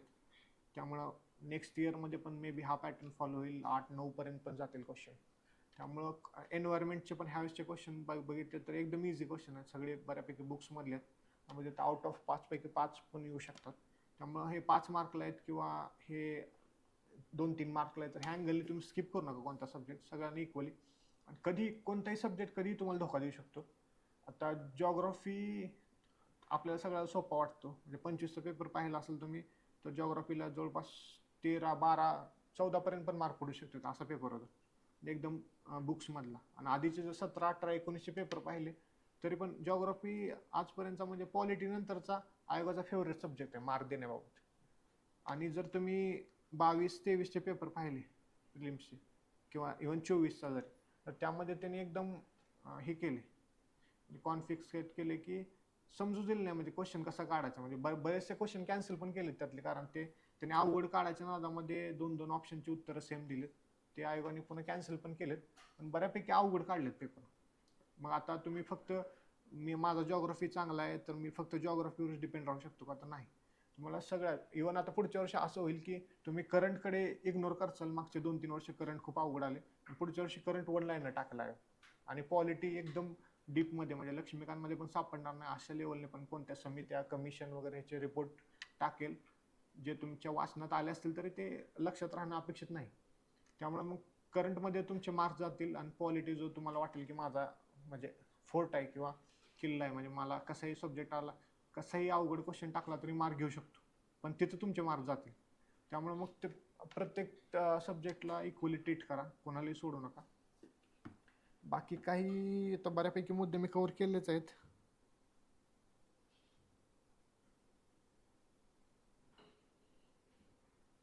आणि तेच की बऱ्यापैकी म्हणतात की आम्ही प्रेशर कसं हँडल करायचं त्या एक्झामचा. तर प्रेशर हँडल करायसाठी बेसिक काय की मग तुमचा अभ्यास किती झाला ह्या गोष्टीवर तुम्ही प्रेशर कसं हँडल करता यावर. तुमचा कॉन्फिडन्स लेवल तेवढा असेल की बाबा कसाही सब्जेक्ट कसाही क्वेश्चन आला तरी मी ते टॅकल करू शकतो, माझा त्या लेवलचा अभ्यास झालाय, तर मग तुम्हाला तेवढा प्रेशर येत नाही. पण त्यातल्या त्यात बऱ्याच जणांचं प्रेशर म्हणजे काय स्वभावाचा भाग आहे. म्हणजे मला पण सुरुवातीला काय आता माझा अनुभव सांगतो. माझी पहिली एक्झाम होती प्रिलिम्सची MPSCची. त्यावेळेस मी ज्यावेळेस सेंटरला गेलो तर ते खूप मोठं कॉलेज होतं कोंडवा साईडला आणि ते जवळ अराऊंड 600 ते 700 एका सेंटरवर, म्हणजे खूप मोठं कॉम्प्लेक्स होतं, तिथं मुलं होते. आणि मी गेलो आणि असं एवढी सिच्युएशन टेन्स होती की सगळेजण वाचत असे रस्त्याने जाताना पण ते करंटचे मासिक किंवा काहीतरी कोणत्या तर नोट्स किंवा ते मॅथ्स रिजनिंगचे फॉर्म्युले वगैरे हे करत होते. त्यावेळेस मला असं एवढं हे झालं की म्हणलं तर माझं तर पहिला अटेम्प्ट आहे, मुलं एवढा अभ्यास करतायत, तर काही मुली डिस्कस करत होत्या मोठ्या मोठ्या, त्यांचे बसलो जरी तिथं तरी पण ते कानावर शब्द पडायचे की हे हे तुम्ही कव्हर केलं का मॅडम तुम्ही हे ते. मग ते मेंटली हे येतं की मग आपला अभ्यास झालाय का नाही किंवा मग आपण पास होऊ का नाही. त्यावेळेस हेच डोक्यात ठेवायचं की मला 100 क्वेश्चन पूर्ण ताकदीने सोडवायचे. म्हणजे तुम्ही असं अपेक्षांचं ओझं ठेवू नका स्वतःवर की मला ह्या वर्षी म्हणजे मी होणारच डेप्युटी कलेक्टर किंवा ह्या वर्षी होणारच. म्हणजे तुमचा अभ्यास असेल, तुमचे प्रयत्न जर तेवढे प्रामाणिक असतील तर तुम्ही 100% होणार, नो डाऊट. म्हणजे यावर्षी नाही व्हाल पुढच्या वर्षी तर होणारच आहे, त्यात हे नाही. पण जर तुम्ही स्वतःवर अननेसेसरी बर्डन आणत असाल की हा माझा शेवटचा, आता मुलींसाठी स्पेशली जास्त काळ नसतो तुमच्या प्रिपरेशनसाठी, बाकीच्या बऱ्याचशा पण फॅमिली किंवा सोसायटी प्रेशर या गोष्टी येतात. आणि इव्हन मुलांसाठी पण, आता तुम्ही फ्रेशर आहात म्हणून तुम्हाला नवीन वाटत असल्या गोष्टी, पण तुम्ही अजून 2-3 वर्षांनी आता तुमच्या बऱ्यापैकी घरी किंवा तुमच्या नातेवाईकांना गावातल्या व्यक्तींना माहीत झालेलं असेल आता तुम्ही MPSC करणार आहात. पण तुम्ही अजून 2-3 वर्षांनी गावी जावा, तुम्हाला तो प्रेशर का असतो तो जाणवेल. मग प्रत्येकजण विचारतो किती दिवस अजून, कधी लाल दिव्याची गाडी. मग ते त्या गोष्टीनंतर बरेचसे मुलं गावाकडे जायचं बंद करतात. माझे मित्र आहेत ते गावीच जात नाहीत, दिवाळीला पण जात नाहीत. आणि गेली की प्रत्येकजण विचारतो काय साहेब कधी गाडी येणार. मग ते अननेसेसरी प्रेशर येतं, मग त्यांचं लक्ष लागत नाही किंवा ते आई वडील घरची परिस्थिती ह्या सगळ्या गोष्टी आठवतात, मग ते मुलांचा अभ्यास होत नाही. मग त्याचसाठी सांगतो की पहिले 1.5-2 वर्ष का महत्वाचे. फिरून फिरून मुद्दा तिथेच येतो जिथून सुरुवात केली की तुमची सुरुवात मॅटर करते. त्यामुळे ते सुरुवात चांगली करा. बेसिक ह्याच गोष्टी आहेत सगळ्या. तर जर तुम्हाला काही क्वेश्चन असतील तर तुम्ही विचारा, तर मग आपण तो पेपर तर पाहणारच आहोत.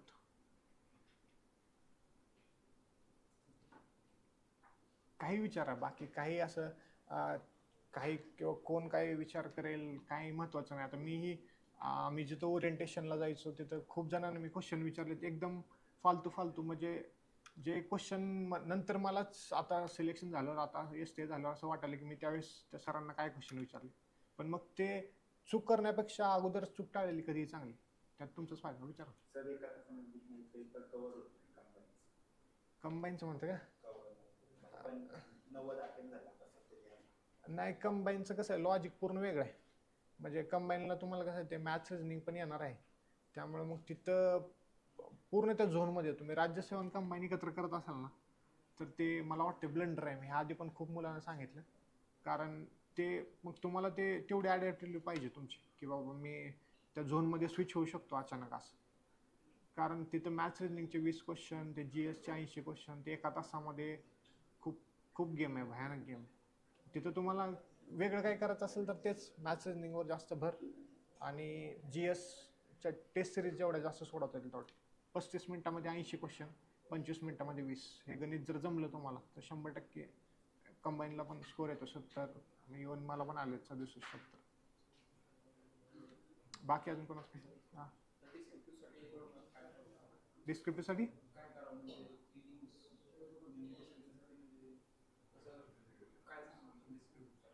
म्हणजे आता तुम्ही जस्ट चालू करताय ना अभ्यास. मग आता म्हणजे आता ते सर ज्यावेळेस येतील ना थर्सडेला तर ते सांगतील. पण म्हणजे माझं तर म्हणजे मी सुरुवात कशी केली होती की मी पहिला मेन्सचा अभ्यास केला होता. म्हणजे कधी, कारण तुम्हाला काय दोन्ही एक्झाममध्ये प्रिलिम्स आणि मेन्समध्ये खूप कमी वेळ देत आहे. हार्डली UPSC इतका कमी नाही पण 4 महिने वेळ देतो. आता मागची पण मला वाटते 4 ते 5 महिने दिले असते. आणि 5 महिन्यामध्ये डिस्क्रिप्टिव्हचे एवढे 1750 समथिंग मार्क आहेत. ते कव्हर करणं म्हणजे खूप अवघड आहे. म्हणजे तुम्ही जर पूर्ण वेळ आता प्रिलिम्सच करत असाल आणि तुम्ही म्हणत असाल की मी प्रिलिम्सला चांगला स्कोर आणतो आणि इन केस आला जरी तुमचा 140 आला 120 आला आणि तुम्हाला कॉन्फिडन्स आहे की माझे प्रिलिम्स निघणारच आहे विदाऊट सेकंड की वगैरे, आणि तरी पण तुम्ही ते 4-5 महिन्यामध्ये 1750 मार्क्सचा कव्हर करू शकता नाही. विषय फिरून तुम्ही मेन्स क्लिअर केला नंतरच तुम्हाला पुढच्या पायरीवर इंटरव्ह्यूला जाणार आहात, तिथूनच सिलेक्शन होणार. त्यामुळं ओव्हरऑल सगळ्यात महत्त्वाची पायरी तर मला वाटतं मेन्सच आहे. प्रिलिम्स एक चाळणी परीक्षा आहे तुमची. जनरल प्रिलिम्स महत्त्वाचीच आहे कारण बऱ्याचशा मुलांचे प्रिलिम्सच निघत नाही 2-3 अटेम्प्टमध्ये. त्यामुळे मग त्यांचा मेन्सचा अभ्यास होणे फायदा नाही. मग तेच की तिन्ही लेवलला इक्वली ट्रीट करा. पण मला वाटतं सुरुवातीला तुम्ही जो जास्त मार्क्स असेल, मी अजून एक सांगायचं हे झालं, मार्क्स वाईज जावा. म्हणजे कोणत्या सब्जेक्टला म्हणजे कोणत्या सब्जेक्टमधल्या कोणता जो सबसेक्शन आहे मार्क्स वाईज जावा. म्हणजे आता मी जसं सुरुवातीला सांगितलं की क्रीडा आणि पुरस्कारावर जास्त क्वेश्चन येत आहेत तर तुम्ही तो पहिला कव्हर करा रादर दॅन. आता मेन्सला पण तसंच असणार आहे की जास्त कोणता महत्त्वाचा इम्पॉर्टंट सेक्शन आहे GS 1-2 मधला की जिथं जास्त क्वेश्चन येत आहेत तर तो एरिया पहिला कव्हर करा, नंतर राहिलेल्या गोष्टी कव्हर करा. त्यामुळे मला वाटतं तुमच्या प्रश्नाला की मेन्सचा तुम्ही सुरुवातीला अभ्यास केला पाहिजे. कमीत कमी तुमचे ऑप्शनल तरी डिसाईड झाले पाहिजे आणि GSची एखादी रिव्हिजन तर झाली पाहिजे जेणेकरून तुम्ही त्या 4 महिन्यामध्ये कव्हर कराल. नाही तर मग तुमच्या प्रिलिम्सला स्कोर येऊन पण मग जर तुम्ही मेन्समध्ये खूपच कमी स्कोर येत असेल तर मग ते वर्ष गेल्यासारखं झालं जाऊ. मी सुरुवातीला मेन्सचाच अभ्यास केला होता आणि त्यानंतर ज्यावेळेस ॲड आली त्यानंतर मी शॉर्ट सांगू शकतो तुम्हाला. पहिला अटेम्प्ट जरी असला तुम्ही जर 4 महिने प्रिलिम्सला दिले डेडिकेटेड 100% प्रिलिम्स निघू शकते. काहीच नाही. सिम्पल जर तुम्ही टॉपिक PYQ ज्या गोष्टी आपण सांगितल्या त्या जर प्रामाणिकपणे जर इम्प्लिमेंट केल्या तर 4 महिन्यामध्ये प्रिलिम्स निघू शकते. वर्षभर अभ्यास करायची गरज नाही प्रिलिम्सला. बाकी अजून कोणाला काय? जॉब सोबत आता मी पण ते होतो सुरुवातीला, पण माझं कसं होतं की मी आधी कंबाईनचा अभ्यास केला होता ना, त्यामुळे मग माझं हिस्ट्री जिओग्राफी पॉलिटी इकॉनॉमी बऱ्यापैकी जो कॉमन पार्ट आहे GSचा तो अगोदर कव्हर झाला होता कंबाईनला. त्यानंतर माझं सिलेक्शन झालं आणि मी मुंबईमध्ये माझगावला जॉबला होतो. ते करत करत मी राज्यसेवेचा अभ्यास चालू केला. पण जॉबमध्ये कसं आहे मग तुम्हाला खूप गोष्टींचा त्याग करावा लागेल. म्हणजे शनिवार रविवार तर तुम्ही अजिबात नव्हतं. हे बाकीच्यांना मी हॉबी सांगितल्या तर तुम्हाला हॉबीचा स्कोप नाही. म्हणजे जे जॉब करतायत ते जॉब म्हणजेच तुमची हॉबी, दुसरं काही नाही.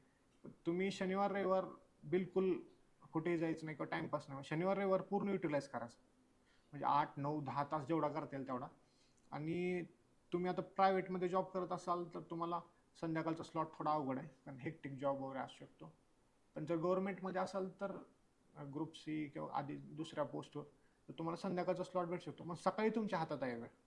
म्हणजे जर तुम्हाला ट्रॅव्हलिंग किंवा असा हेक्टिक जॉब नसेल, खूप जवळ असेल तर तुम्ही सकाळी 1-2 ते 3 तास तर आरामात काढू शकता. आणि काही गोष्टी अशा आहेत की प्रिलिम्सच्या किंवा मेन्सच्या की ज्या तुम्ही असं फोनवर पण करू शकता.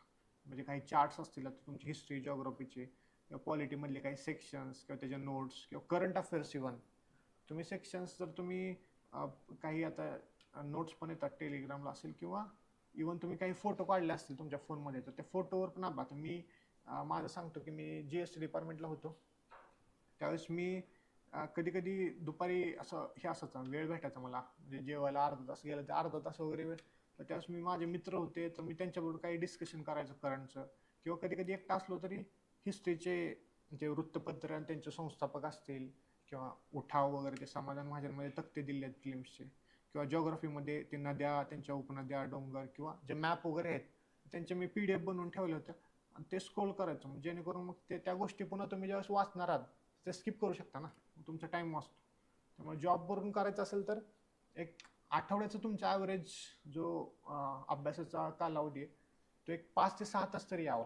ह्या अँगलने तुम्ही म्हणजे स्ट्रॅटेजी ठरवा की मग तुम्हाला शनिवार रविवारी किती अभ्यास करायचा. तुम्ही प्रायव्हेटमध्ये करत असाल तर मग तुम्हाला शनिवार रविवारी थोडा जास्त अभ्यास करावा लागेल, कारण तुमचा बाकीचा सोमवार ते शुक्रवारचा कालावधी खूप कमी होणार आहे. त्या अँगलने तुम्ही करू शकता. गव्हर्नमेंटमध्ये करत असाल तर मग बेस्टच आहे. बाकी कुणाला काय? सर, आपण जेव्हा वाचतो तर ते फॅक्ट्स कसे लक्षात ठेवायचे? फॅक्ट्स बऱ्याचदा फॅक्ट्स आपण रीड करतो, बट जेव्हा आपण सोडवतो PYQ वगैरे तेव्हा इम्प्लिमेंट करता येत नाही किंवा ते लक्षात येस राहत येस येस भरपूर आहे. आता GS मध्ये आता फॅक्ट ओरिएंटेडच पेपर राहिलेत बऱ्यापैकी. आता फॅक्ट लक्षात ठेवायचं म्हणजे काय करायचं माहिती आहे का, की तुम्ही सुरुवातीला पाठ करण्याच्या नादी लागू नका. ते पाठ करण्याच्या नादात काय तर बऱ्याचशा गोष्टी ट्रिक्सवर वगैरे पण होतात सॉल्व. आता पंचवार्षिक योजनावर ह्या वर्षी क्वेश्चन आला होता की सलग 2, तर ह्या गोष्टीच्या काही ट्रिक्स आहेत किंवा इवन ते संस्था हिस्ट्रीमधल्या संस्था वगैरे असतील किंवा इकॉनॉमिक्समध्ये बरेचसे आकडेवारी वगैरे असते, व्यापार असेल किंवा इवन जे आपलं टॅक्सेशन आणि फॉरेन पॉलिसी वगैरे तर त्यामध्ये खूप आकडेवारी आहे. तर ते मी काय करायचो, मी कोणती गोष्ट पाठ करण्याच्या जास्त भानगडीत पडत नव्हतं. म्हणजे जेवढं आता मी जर सांगितलं ह्यांना की ते फोटो असे चार्ट्स वगैरे आहेत जे फॅक्च्युअल गोष्टी आहेत ना पंचवार्षिक योजनेचे जे फोटो वगैरे, तर ते तुम्ही डिस्कस करा रोजच्या रोज बघा. म्हणजे सारखं जेवढं तुमच्या ते तोंडातून जाईल किंवा जेवढं तुमच्या डोळ्यावर पडेल ते आकडेवारी ते तेवढं इफेक्टिव्ह लक्षात. तुमच्या कसं आहे तर आपल्या मानवी बुद्धिमत्तेला म्हणजे मर्यादा आहेत की तुम्ही किती पाठ करू शकता. तुम्ही जर ठरवलं की मी सगळंच पाठ करेल तर ते किती जरी हुशार असला किंवा हे असला तर ते तुमच्या लक्षात राहणार. मग ते ह्याच्यावर एकच उपाय आहे की ते मॅक्सिमम वेळा तुमच्या डोळ्याखालून गेलं पाहिजे. म्हणजे तुम्हाला ते जेणेकरून ते फोटोग्राफिक मेमरीमध्ये जर गेलं तर ते 100% तुमच्या लक्षात राहतं. पण ते जर तुम्ही म्हणाल की सर मी 2 वेळा वाचले आता हे, तर हे माझ्या लक्षात राहिलं पाहिजे, तर ते इम्पॉसिबल आहे. म्हणजे तुम्ही एवढ्या कमी एफर्टमध्ये जर असं हे करत असाल तर मग ते चुकीचं आहे कुठं. तुमच्या 4 ते 5 रिव्हिजन झाल्या ना तर तुम्हाला ते हळूहळू लगेच गोष्टी लक्षात येतील की माझ्या काही गोष्टी आपोआप लक्षात राहत आहेत. पण जर सुरुवातीलाच तुम्ही आता सुरुवातीला कसं होतं की बऱ्याच वेळा जसं मी सांगितलं की उतावळेपणा, मी देखील सुरुवात केली होती त्यावेळेस मला तर माझं बॅकग्राऊंड खूप स्ट्रॉंग होतं. ऑलरेडी मी FC ला होतो किंवा अगोदर पण चांगलं होतं एज्युकेशनल बॅकग्राऊंड. तर मला अशी अपेक्षा असायची की मला सगळंच लक्षात राहिलं पाहिजे. म्हणजे मी माझा मित्र होता विनायक पाटील जो 22 स्टेट टॉपर होता. म्हणजे मी राज्यसेवेची तयारी चालू केली होती तेव्हा त्याच्याच गायडन्स खाली केली होती. मी त्याला कॉल करायचो म्हणून हे आम्हाला ते HRD मध्ये एक सब्जेक्ट होता GS3, त्यामध्ये एवढ्या स्कीम्स होत्या की मी अशा स्कीम्स कोणीतरी काढल्या होत्या टेलिग्रामवर एका ह्याने, जवळपास 500 ते 550च्या स्कीम होत्या. त्यांचं इयर त्यांचे क्रायटेरिया सगळे वेगवेगळे. मग ते मी त्याला असं एकदा वाचलो की मी त्याला कॉल करायचो, ते स्कीम्सच लक्षात राहत नाहीत माझ्या क्वेश्चन. तेच असायचं की एकदा वाचून कसं लक्षात राहणार असं. म्हणजे ज्यावेळेस मी ते 7-8 वेळा वाचलो किंवा त्यांचे शॉर्टमध्ये तक्ते तयार केले की स्कीम, त्याचं इयर, क्रायटेरिया म्हणजे कोणासाठी आणि निकष वगैरे एवढे केले की मला पुन्हा ते आपोआप लिंक व्हायला लागल्या गोष्टी की 7-8 वेळा ते तक्ते वाचले आणि ऑलरेडी ते रिव्हिजन तर आपण करतोच, प्लस PYQ मध्ये ते रिपीट होते. त्यामुळे ते 7-8 वेळा तर वाचावं लागेल. म्हणजे तुम्ही लगेच असं काही गोष्टी तुम्हाला पाठच करायच्यात. ते तुम्हाला जसं तुम्ही PYQ कराल तुम्हाला समजून जाईल की आता आता ह्यामध्ये आपण बघूच की इकॉनॉमिक्समध्ये लोकसंख्या धोरण आहेत तुम्हाला 2, 76 आणि 2000. त्यामधले जे आकडेवारी ते तुम्हाला तोंड पाठच असले पाहिजे. नंतर तुमचे जे 5 इयर प्लॅन्स आहेत त्यांचे इयर्स आणि त्यांचे टार्गेट्स किती होते आणि ते तुम्हाला अचीव किती झाले किंवा त्यामध्ये एखादी मेजर, तर ते तुम्हाला पाठच करायचं. अशा काही गोष्टी आहेत जिथं पाठांतर गरजेचं आहे ना ते तुम्हाला लगेच समजून जातं की बाबा ह्या गोष्टीवर क्वेश्चन येतात तर मला ही गोष्ट पाठच असली पाहिजे. आता नद्या, उपनद्या, कोणती डावी उजवी हे तुम्हाला पाठच असलं पाहिजे, नो चॉईस. मग ते तुम्ही रट्टा मारा किंवा मॅक्सिमम रिव्हिजन करा. पण काही गोष्टी इकॉनॉमिक्समधल्या ही अशा आहेत की ते एकदम म्हणजे क्रूड फॅक्ट्स आहेत, म्हणजे ते लक्षात राहत नाही. जसं तुम्ही आता म्हणताय ते इकॉनॉमिक्समधले आहेत.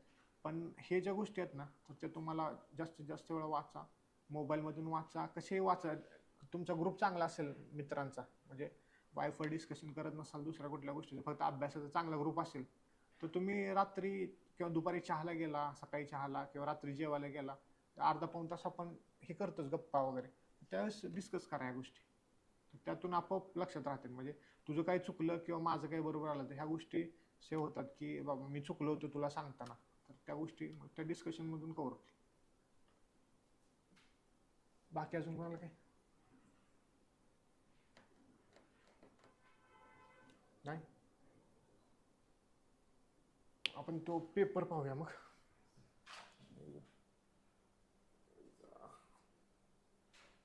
तर मी म्हणजे तुम्हाला असं पूर्ण सांगणार नाही, म्हणजे ह्याचे उत्तर कसं किंवा काय काय. ह्यात महत्वाचं काय करायचं की आपल्याला डिकोडिंग करायचं, म्हणजे कशा टाईपचे क्वेश्चन येतात. आता हा जर पाहिलं समाज सुधाराचा क्वेश्चन आहे, आणि अशा टाईपचा क्वेश्चन हा म्हणजे 19 च्या आधीपासून पण येतोय, पण डिफरन्स आता 26 मध्ये काय आला सांगतो तुम्हाला. आता हे सिंपल आहे, आपण जे शिकवतो हे जर तुम्ही वाचलं तर तुम्हाला स्त्री शिक्षणाचे कट्टर समर्थक हे एक हिंट आहे, आणि बाकी मुलींचे जोडीदार निवडण्यास समर्थ केले एक हिंट आहे. बाकी हे दोन ह्याला काही अर्थ नाही. ह्याला राघव भांडारकर हे उत्तर आहे, हे उत्तर महत्वाचं नाही. ह्यामध्ये महत्वाचं काय आहे, आता ज्यावेळेस मी प्रिपरेशन करायचो 21, 22, 23 ला, त्यावेळेस आता राघव भांडारकर तुम्ही समाज सुधारकर वाचणार, त्यावेळेस त्यांच्याबद्दल आधी PYQ आले असतील किंवा एखादी मोठी गोष्ट असते, तर ती गोष्ट ना ते आम्हाला डायरेक्ट द्यायची. आता हे जे वाक्य स्त्री शिक्षणाचे कट्टर समर्थक, ह्या जागी ते सरळ सांगायचे की त्यांनी XYZ किंवा एखादी प्रॉमिनंट जी संस्था आहे पुण्यातली ती स्थापन केली. तुम्हाला हे वाचलं की तुम्हाला लगेच कळणार की जो उत्तर राघव भांडारकर आहे. पण आता इथे बघा, स्त्री शिक्षणाचे कट्टर समर्थक आहेत, बालविवाहाच्या विरोधात होते, विधवा पुनर्विवाहाचं समर्थन केलं, ते तर KT तेलंगने पण केलं होतं, रानडेंनी पण केलं होतं, आणि वामन आबाजी मुडकनी पण केलं होतं. कारण हे सगळे स्त्री शिक्षणाचे समर्थक आहेत, बालविवाहाचे विरोधक आहेत. मग तुम्ही म्हणजे त्यांनी किती डेप्थ पर्यंत चालले जातात. म्हणजे आमच्या वेळेस काय करायचे, सगळे इथे एखादं वाक्य टाकायचे की ही संस्था त्यांनी स्थापन केली, तुम्हाला लगेच हिंट भेटायची की ती राघव भांडारकरांनी केली, एवढ्या सिंपल लेवलला. पण आता तुम्हाला माहित असलं पाहिजे की भांडारकरांची जी मुलगी होती, तर त्यांचे पती म्हणजे ते बालविवाह केला नव्हता, पण त्यांचे एक्सपायर झाले होते, आणि त्यानंतर त्यांचं पुनर्विवाह लावून दिलं होतं. आता ही एवढ्या डीपमध्ये गोष्ट आहे. म्हणजे आपण जनरली काय करतो की त्यांनी कुठं जन्मले किंवा काय शिक्षण घेतलं समाज सुधारकामध्ये, किंवा त्यांनी काय महत्वाचं काय केलं म्हणजे राष्ट्रीय योगदानामध्ये, एवढ्या गोष्टी लक्षात ठेवतो आतापर्यंत, तर त्यावरून हे उत्तर निघत नाही. त्यामुळे मग आता ह्यातून हिंट काय भेटते की तुम्हाला समाज टॉपिकमध्ये डीपमध्ये अपेक्षित आहेत गोष्टी करणं, कारण याआधी सरळ सरळ वरून वरून क्वेश्चन सुटायचे, पण आता इथून पुढं असे क्वेश्चन येणार नाहीत जास्त. त्यामुळं ह्यातून हेच भेटतं. बाकी आता हे क्वेश्चन ह्याच्यातलं आहे अँशियंट मिडिवल मधला. ते मी जसं सांगितलं तुम्हाला की तुम्हाला अँशियंट मिडिवल मध्ये कोणत्या गोष्टीवर फोकस करायचा आहे. तुम्हाला एकतर ते घराणे आणि त्यांच्यामधले महत्वाचे राजे किंवा संस्थापक, त्यांच्या राजघराण्यात काय होते. आता अकबराच्या ह्याच्यात बिरबल आणि त्यांचे ते कोण होते तानसेन वगैरे, तर ते तुम्हाला माहीत पाहिजेत. त्यानंतर जे मुघल वगैरे डायनेस्टी तर त्यांच्यामधले काही महत्वाचे लेखक होते. आता ऐने अकबरीवर 4-5 वेळा क्वेश्चन येऊन गेलाय, म्हणजे एवढं बोर झालंय 7-8 वेळा की ते हुमायून नामा ते वगैरे इतक्या वेळेस क्वेश्चन येऊन गेलाय. त्यामुळे आता आयोगाने डीपला चाललेत. म्हणजे आता हे ह्यातले बऱ्यापैकी इब्न बतुता ऐकला असेल, जियाउद्दीन बर्नी ऐकला असेल, पण ह्या दोघांची नावं पण ऐकली नाहीत, इकडचे पण 2-3 नावं ऐकली नाहीत. कमीत कमी तुम्हाला बर्नी आणि बतुता ह्यांचे कोणते ग्रंथ आहेत ते तर माहित पाहिजे, जेणेकरून तुम्ही त्या दोघांच्या जोड्या लावून इलिमिनेट करू शकता ऑप्शन. त्यामध्ये हेच आहे. आता हा जिओग्राफीचा क्वेश्चन आहे आरवली बद्दल. आता मग तुमचं कसं बेसिक्स किती स्ट्रॉंग आहे त्यावर हा क्वेश्चन सुटतो. तर आरवली हा जगातील सर्वात तरुण वली पर्वत आहे. म्हणजे आरवली हा यंगेस्ट फोल्ड माउंटन आहे. शक्यच नाही. तुम्हाला बेसिक्स माहित पाहिजे की आरवली हा दख्खनच्या पठाराचा भाग आहे, डेक्कन प्लॅट्यूचा. डेक्कन प्लॅट्यू हा अंटार्क्टिकाला जोडला होता, तो नंतर वाहत आला आणि हिमालयाला हे थटल्यानंतर हिमालय वर आला, फोल्ड पद्धतीने तयार झाला. आरवली ऑलरेडी तिथं होता, म्हणजे तो जुना आहे. आपल्याला यंगेस्ट विचारला, तर ओल्डेस्ट विचारला असतं तर आरवली असतं. हे तुम्हाला माहित पाहिजे की हिमालय हा यंगेस्ट फोल्ड माउंटन आहे, बेसिक आहे. तर हे ए जर तुम्ही चुकीचं काढलं तर बरोबर विचारलंय, ती 2 ऑप्शन लगेच इलिमिनेट होतात. चौथ्या ऑप्शन येतं चित्तोडगड, कुंभलगड, रणथंबोर हे ऐतिहासिक किल्ले त्या आरवलीमध्येच BCD लगेच. म्हणजे तुम्ही फक्त तुमचे बेसिक्स क्लिअर असतील, मग आयोगाला तेच अपेक्षित आहे की जास्त आता हे आरोलीमध्ये संगमरवर, ग्रॅनाइट, जास्त तांबे, ह्यामध्ये तुम्ही चूक काढू शकत नाही की तिथं तांबे नाही, कारण तुम्हाला तेवढा कुठल्याही पुस्तकामध्ये दिलेलं नाही. त्यामुळे तुम्हाला बेसिक्सवर असे क्वेश्चन सॉल्व्ह होऊ शकतात.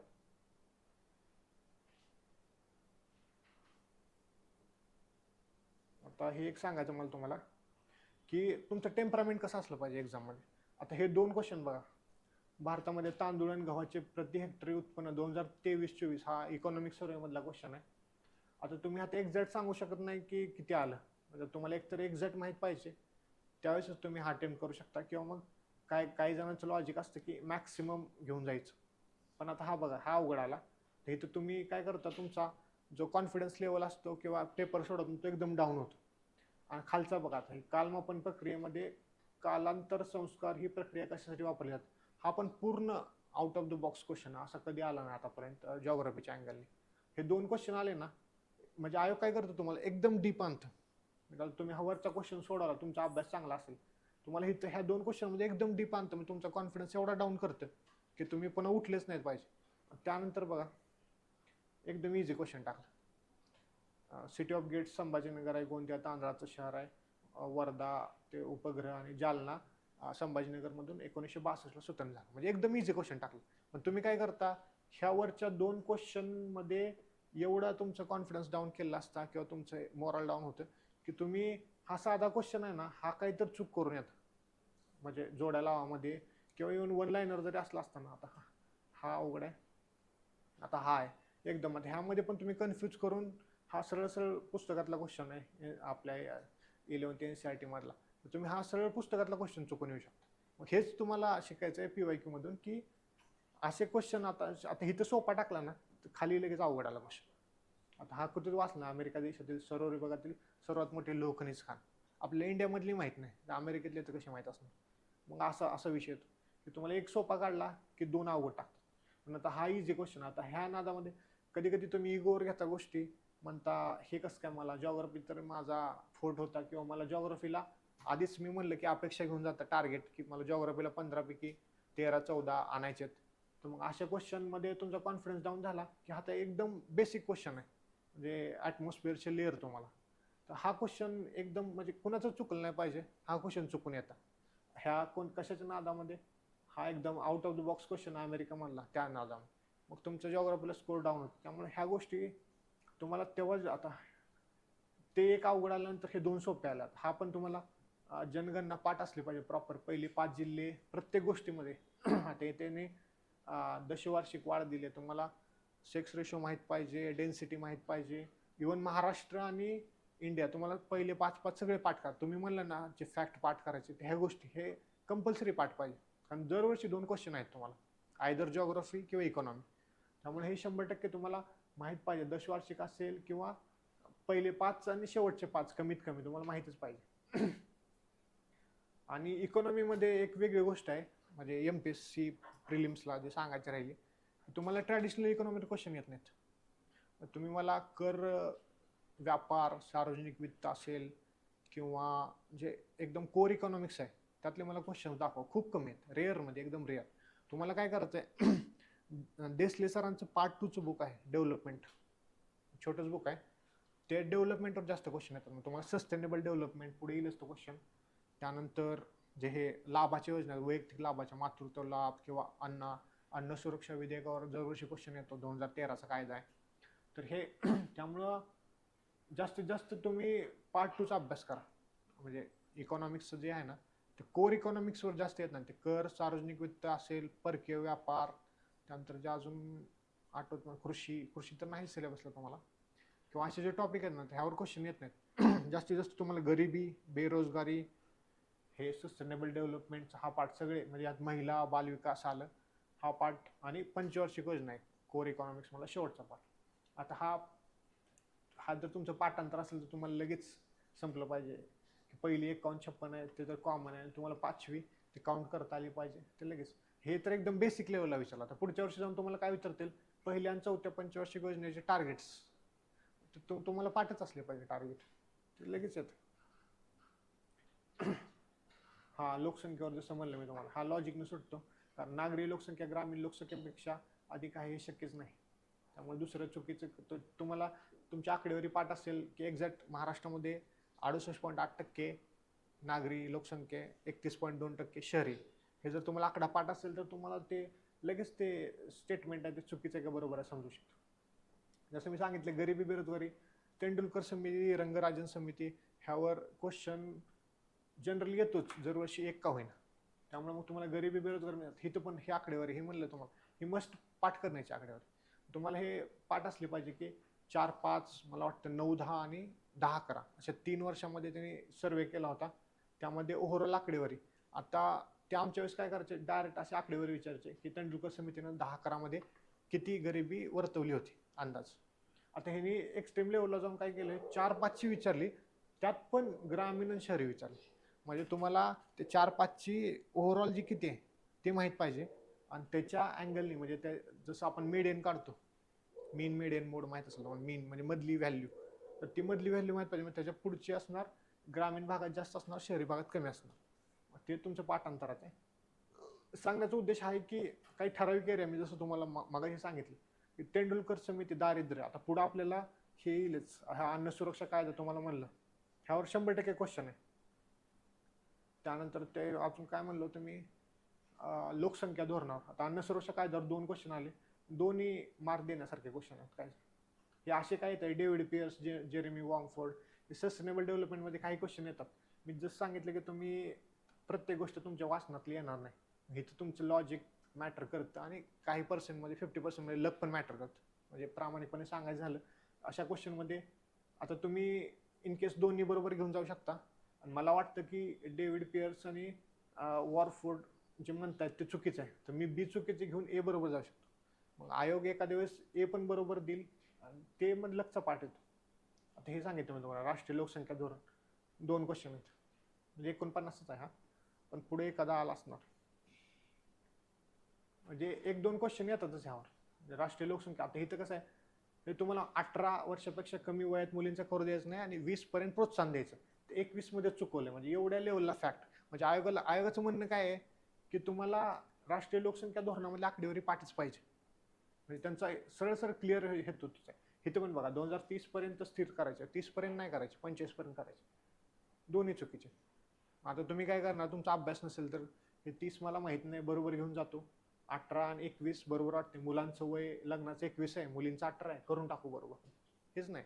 पण आता हाच जर क्वेश्चन असता समजा, ते मागाचं जे सांगितलं मी तुम्हाला, आता ही क्वेश्चन आहे आणि हिथंच 18 आणि 21 आकडेवारी असतील, खाली 2025 असतील, तर तुम्ही ते दोन्ही बरोबर घेऊन गेला असता.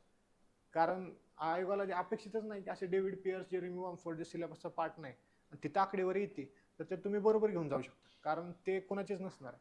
पण ही लोकसंख्या धोरण जे आहे ते तुम्हाला हेच फक्त 2च आकडे आहेत, अजून भरपूर आहेत.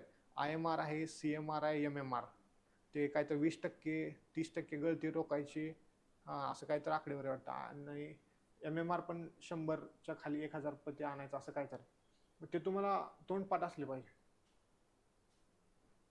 बाकी सायन्सचा पेपर 26चा मला वाटते रिलेटिव्हली इझी होता.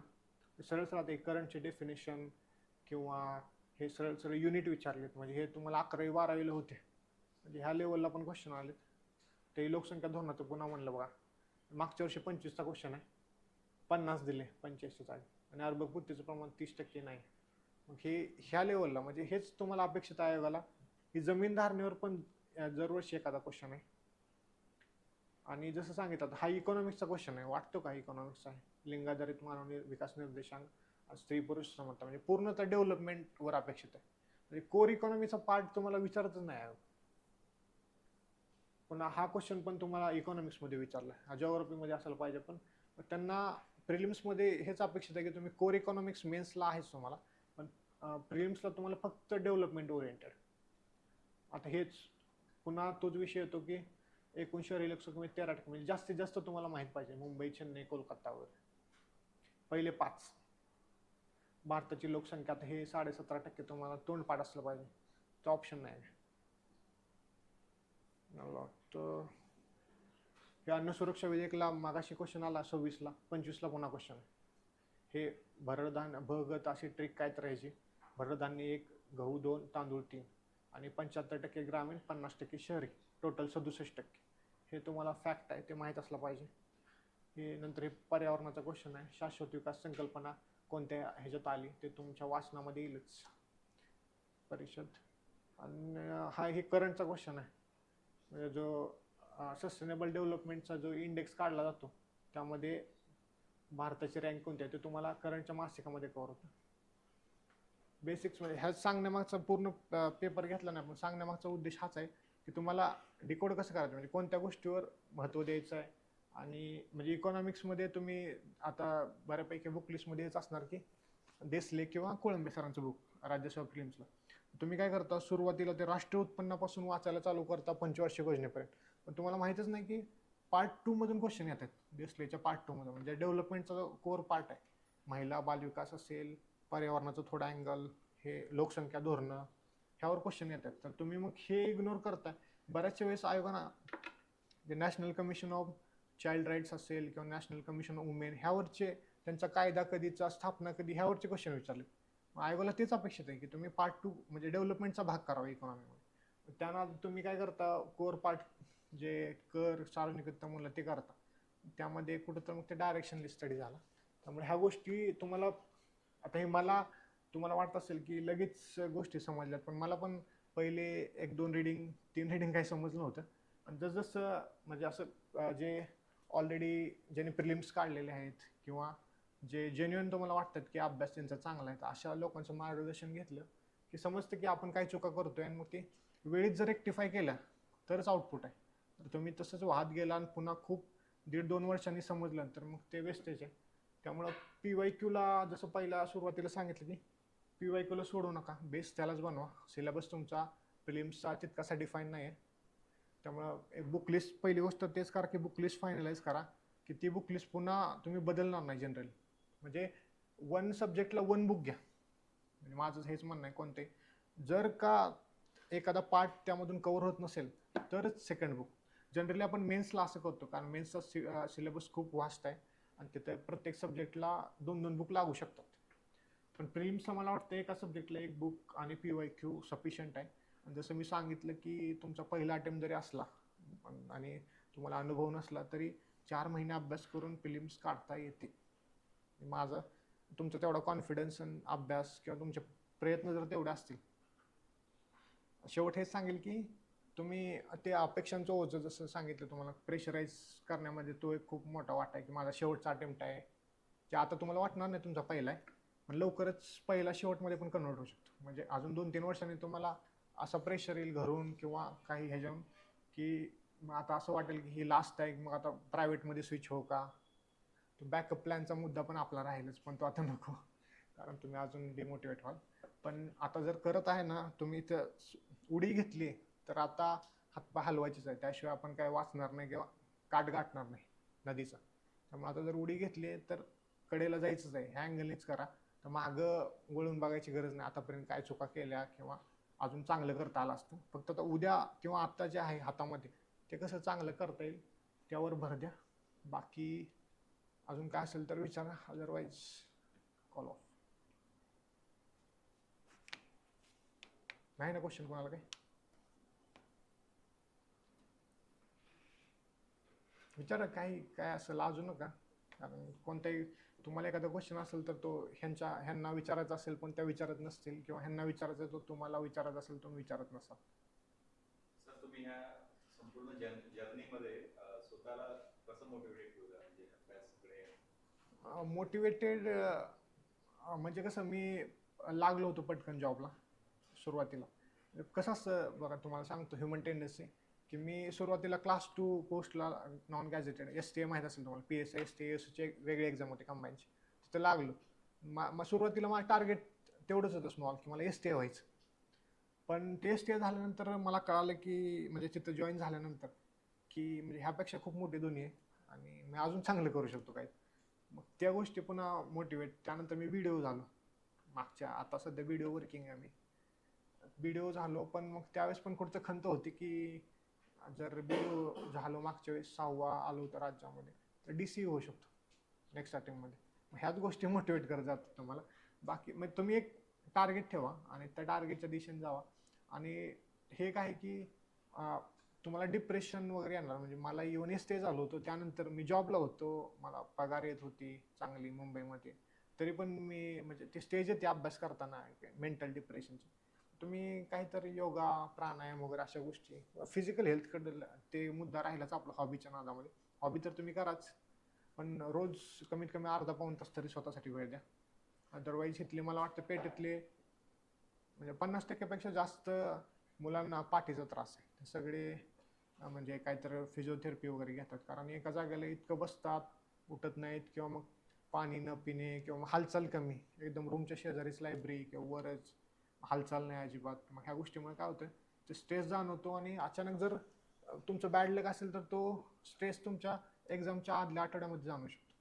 मग पूर्ण तुम्ही वर्षभरात किती मेहनत घेतली, रोज किती तास अभ्यास केला, याला झिरो व्हॅल्यू.